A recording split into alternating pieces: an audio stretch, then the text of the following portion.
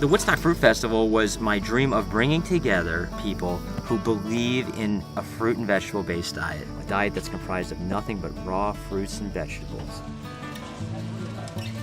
I want to thank you for making this trip. And whether you realize it or not, your attendance at this festival has a larger purpose and benefit than for yourself. By being here together, we are building a large snowball. You can be a lighthouse to others who still struggle in finding better health.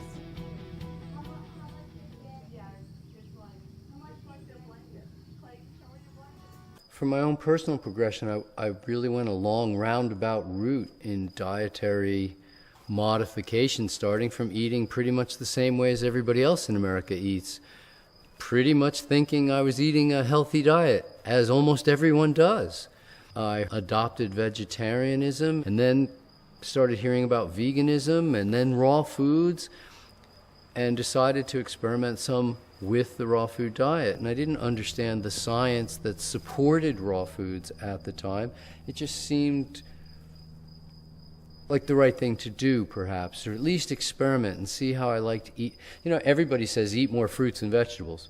And I'm thinking, well, gee, what would happen if I actually, instead of just said, eat more fruits and vegetables, what would happen if I actually did eat more fruits and vegetables? So I just started experimenting with that, and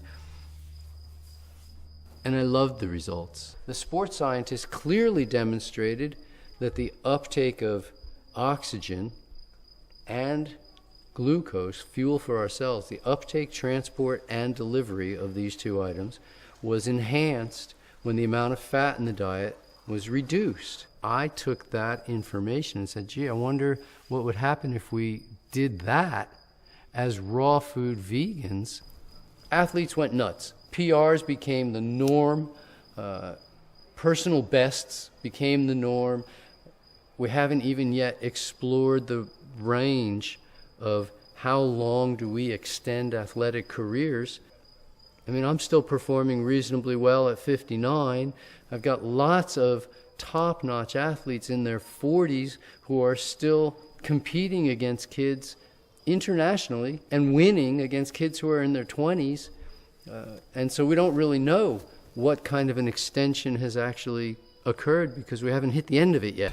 Come on. 4, Yeah. 5. Very good, very good. I'll be lifting and people come up to me, they're like, I bet you got a lot of, eat a lot of protein. You must eat a lot of red meat. I tell them I'm training for a powerlifting competition. They're like, well, are you eating a lot of meat and stuff? No, I'm like, I'm eating fruits and vegetables. And they're like, oh, you mean you add protein supplements to your, I'm like, no.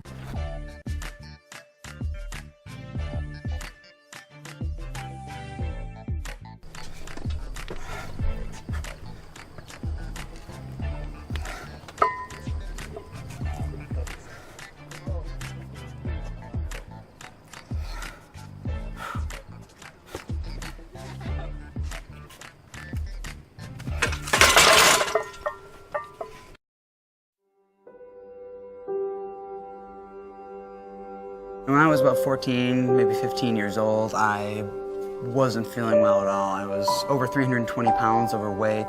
I had terrible acne all over my face. I couldn't breathe through my nose for the first 16, 17 years of my life. I had terrible sinus conditions, asthma, depression, high blood pressure, just not a happy childhood.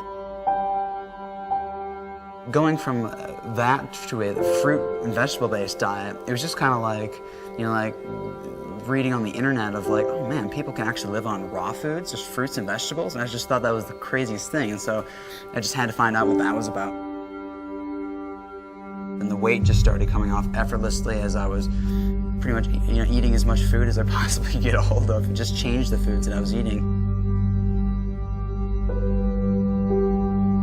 From there, it was just kind of a steady, feeling better and better almost every single day. My digestion, the way I felt and the way I looked, like I actually wanted to go outside and do something, whereas before, it was hard to get me off the couch to quit playing Xbox. My goal is to really just try to inspire people to lead the healthy lifestyle that everyone wants to really live. And I'm not trying to get people, tell them what to think. I'm just trying to get people to think and inspire them to really, take astonishingly good care of themselves and get the amazing results they would get from doing so. I think that my life was very similar to how most weekend warrior athletes' lives were. They read the magazines about eating healthy, they read about how to work out better and make improvements in their life. And these things were generally, small changes in nature where I would cut out red meat, I'd shun the French fries most of the time, I wouldn't go for the cream cheese, I'd go for the jelly. And I did okay, I was okay, and I thought it was normal, and I thought I ate pretty healthy until I learned about a fruit-based diet.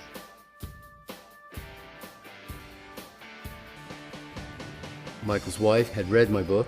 I don't know where she got it, but she read the book. She thought it would be perfect for Michael more than for herself. And I told her that I couldn't learn anything else about diet, but she said, Michael, you must read this because you don't know everything about diet. Michael did the experiment. He tried the diet basically the way it was laid out in the book. He just said, let's see what happens. He watched his marathon time just plummet, and he was shocked, literally shocked, and didn't look back. He started running marathons on Saturday, winning, and then running marathons on Sunday and winning. And said, you know what, I want to try longer races, and went to double marathons and triple marathons and quadruple marathons. For some people who don't know what an ultra marathon is, it's basically taking your body past the limits of what your mind believes it can do. So for most people, that's more than a marathon. Most people would never consider running more than a marathon. That's the ultimate challenge. How could you go beyond that? And then there's some people that figure 50 miles is the furthest you can go. And now I've run 100-mile races. I've run races that are 135-mile races. I run for more than 24 hours without stopping. I run for more than 30 hours without stopping.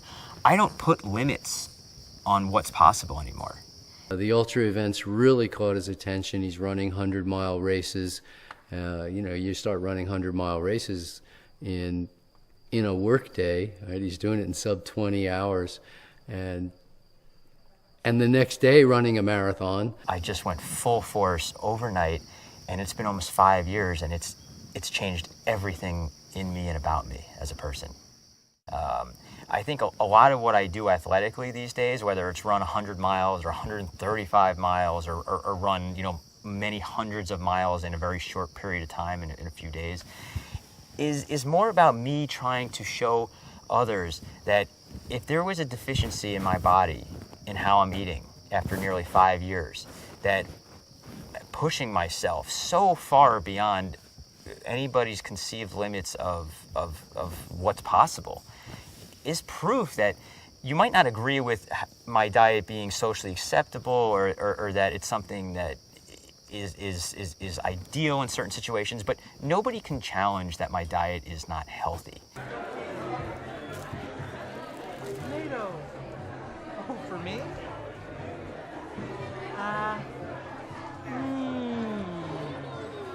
As any parent, you have fears. You want to do what's best for your children. And we weren't certain, we had some fears about, because it's like we're breaking new ground here, especially with the children. And Allison she ate meat because we were not on a vegan diet when she was born. And so she ate meat maybe for a year. Henry never has. And they have both been very close to a raw vegan for maybe 4 years. And everything we've checked with the doctors and everything, their health is really good. As far as physically, they're extraordinary, and they're very bright. I think a lot of people that see the kids and they wonder, is it okay to just feed a growing child, raw fruits and vegetables? I mean, can they really sustain themselves on that? And the answer is yes. Is it easy to do in our society? No. Are there people here that are extremely dedicated parents that where their children come first and foremost before anything else, where they make things that are inconvenient a reality because they want their child to have the best options. They don't want them to be indoctrinated into addictive foods and lifestyles that they themselves grew up on. It's wonderful to see children that have been from birth all the way through early childhood at this point that have eaten nothing but raw fruits and vegetables, and they are healthy, happy, and well adjusted. It's just been a really pleasurable experience, because I think really the bottom line, what every parent wants is a happy and healthy child, and every parent does what they feel is best at that time with the knowledge they have and with the decisions they've made to raise happy and healthy children. And both my children have been very, very happy and healthy on a fruit-based diet, and obviously milk's very important. I think this is a very important thing for raw vegan children. So both my children were long-term breastfed, my older boy for 3.5 years and Cappy for 4 years. They've been happy, healthy. Neither child has got any of the usual childhood illnesses such as measles, mumps, chicken pox, anything like that.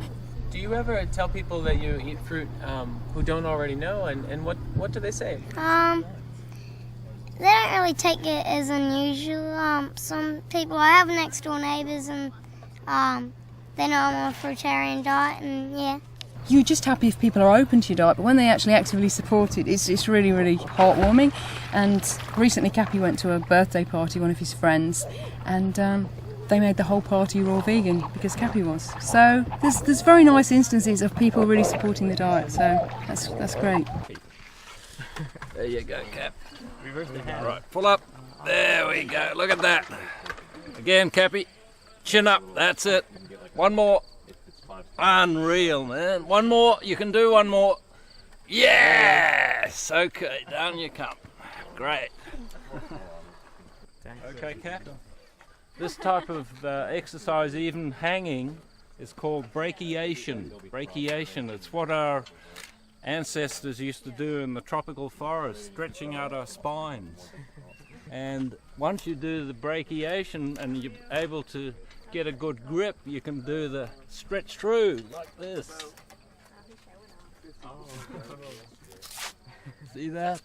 Looking around. Yeah, and coming down, do the windmill.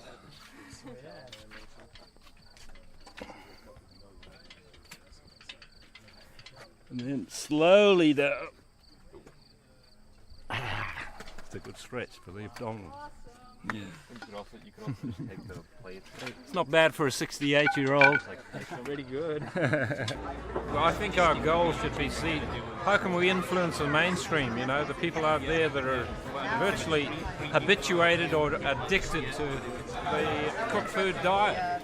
You know, it used to be just 10% of the world that had a problem, and now soon it's going to be 90% of the world. That's it, and the healthcare system is going to collapse as a consequence of it. You know, it just can't keep up. They can't keep building facilities to try and, it's collapsing now. It is. You know, it's the same in Australia too. I mean, it's code red time, you know? Every single person that came here, every one of us is a pioneer. So when you leave here, you need to talk to people. You need to tell them, not that you just had a good time, but that you experience a different way of life that isn't just some fringe, unusual diet that a couple people follow. It's the future. Visionary.